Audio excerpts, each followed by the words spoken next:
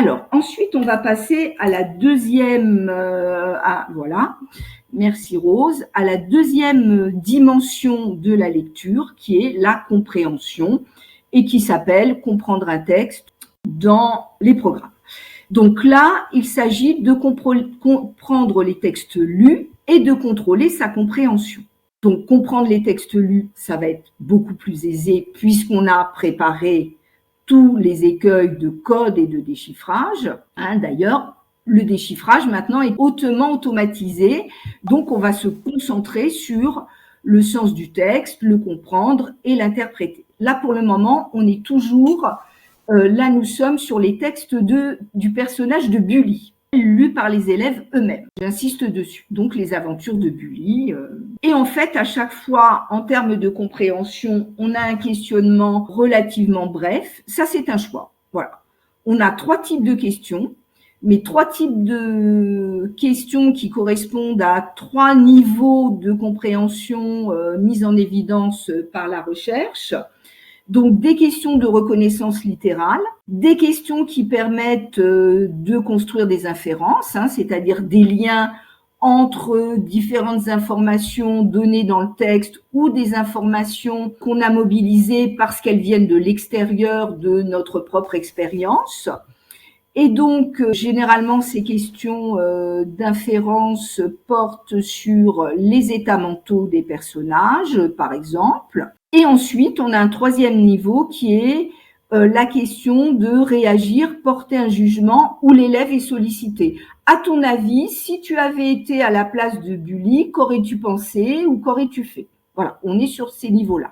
Voilà. Et donc, par rapport à comprendre un texte, on a l'accent qui est mis sur notamment l'élève est capable d'expliciter les émotions des personnages. Alors, ce qui est intéressant là dans les nouveaux programmes, c'est qu'on a une espèce de progression spiralaire, c'est-à-dire qu'on démarre en CP où on nous dit l'élève est capable de comprendre, de se mettre à la place du personnage, et ensuite là, il est capable d'expliciter en CE1. Et ensuite, en CE2, il est capable d'expliciter les ressorts psychologiques qui animent le personnage. Donc, on a vraiment une progressivité tout au long du cycle. Ça, moi, j'ai trouvé que c'était assez intéressant.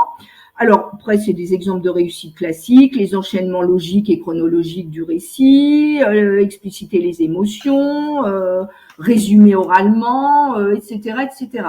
Alors, un petit point de rappel aussi, c'est que quand on parle d'un questionnement bref et 3 types de questions, c'est pas obligatoirement par ordre chronologique. C'est-à-dire que on peut très bien commencer par une question qui renvoie de l'inférence, pourquoi à ton avis, etc. Parce que le problème des 3 questions brèves, c'est vraiment ça permet de rendre compte du texte, débouche sur une phase de partage dans la classe qui est effectivement des échanges oraux autour de la compréhension. Donc ça, c'est effectivement important.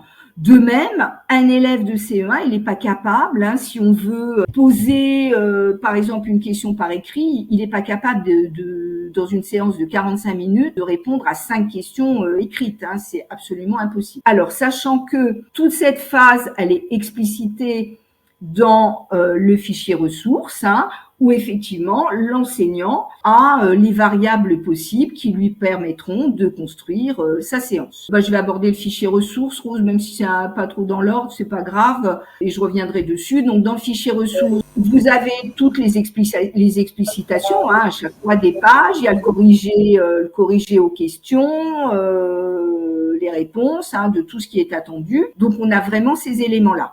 Alors, du coup, on a je lis et je comprends avec Bully. La double page est à chaque fois coupée en 2, épisode 1, épisode 2, sachant que c'est un choix pour l'enseignant, s'il a envie de faire en fonction du niveau de sa classe ou même en différenciation, les 2 épisodes dans la même séance, il le peut. Bon, nous, ce qu'on a construit, c'est que l'épisode 1, c'est plutôt une séance et l'épisode 2, c'est plutôt une autre séance. Et donc, on a à chaque fois donc le découpage de l'épisode avec le petit personnage de Bully. Donc là, il a revêtu son costume de détective.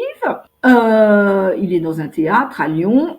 on a, dans un premier temps, une explicitation des mots qu'on a pensé, nous, difficile d'accès, comme un suspect, catastrophé, la loge, puisque là, effectivement, on est du côté de l'univers théâtral. Alors, sachant que l'enseignant a deux possibilités. Soit il travaille sur les mots en amont, hein, il fait une séance de vocabulaire avant d'aborder le texte, donc il aura travaillé en amont de la découverte du texte sur le code, mais il peut aussi travailler sur le vocabulaire. Voilà, ça c'est pas présent dans le manuel, mais c'est explicité dans le fichier ressources et ça fait partie des stratégies lexicales. Ou alors, on travaille en contexte, voilà, et ensuite je réponds aux questions. Donc on a 3 questions. Donc pourquoi la metteuse en scène est-elle catastrophée? Quels sont les mots qui te font comprendre que Bully est devenue détective? Voilà, ça y est, j'arrive à lire. Si tu étais à la place de Bully, que ferais-tu? Donc effectivement, la question c'est, nous sommes sur la question de niveau 3 qui fait appel justement à l'élève, à ses réactions. La question 2, vous voyez, c'est pour ça que je vous disais qu'on n'est pas dans l'ordre. On a effectivement un prélèvement littéral dans le texte. Et enfin, la question A nécessite de construire des inférences par rapport aux différentes informations. Et ce que je vous expliquais tout à l'heure, à chaque fois, on a un petit encadré qui s'appelle « J'observe les mots », où effectivement sont ciblées des notions lexicales. Ça peut être des notions lexicales autour, attendez que je vous dise ça, parce que j'ai commencé à faire des fiches sur l'adéquation de Bully avec les programmes. Donc on avait par exemple une entrée dans le vocabulaire qui s'appelle « Établir des relations entre les mots ». Donc compréhension d'expression, bah là comme on avait sans dessus dessous, ça peut être de la morphologie, bah là c'est de la morphologie à côté, donc comment est-ce qu'on forme des noms à partir de verbes, à partir des suffixes, etc.